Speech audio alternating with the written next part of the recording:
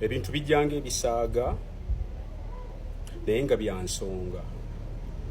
Munnayuganda ebintu bitegeere nti bikwatako era bitukwatirako wamu.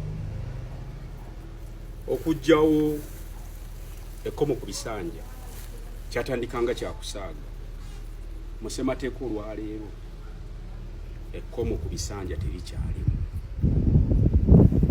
Ne wajjawo ekiboozibozi nti ekkomo ku myaka egy'omukulembeze w'eggwanga gigenda kuggyibwawo.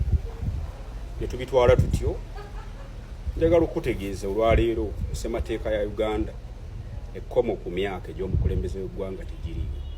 Kati olwaleero mukulumawo kyatembeeta kigambo kikulu nnyo era eryo etteeka litegeeza nti munnayuganda ogenda kuba tokyakkirizibwa kwerondera mukulembeze gw'oyagala. Can you imagine? Ekyo nno kya bulabe nnyo. Bwe tuba nti n'eddembe lya munnayuganda okulonda pulezidenti takyalirina wabula kati nga basonga busonzi nti ono gwe twabasaliddewo abeere pulezidenti w'eggwanga.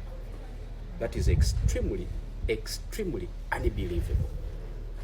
Twagala okutegeeza bannayuganda banaye twebeereremu ensonga yonna ebezze nga tulaba nti erina weekwata nga mulamu mukulu ffena twebeereremu era kino ekintu ffena tukisimbire kuuli kulevo kwoli.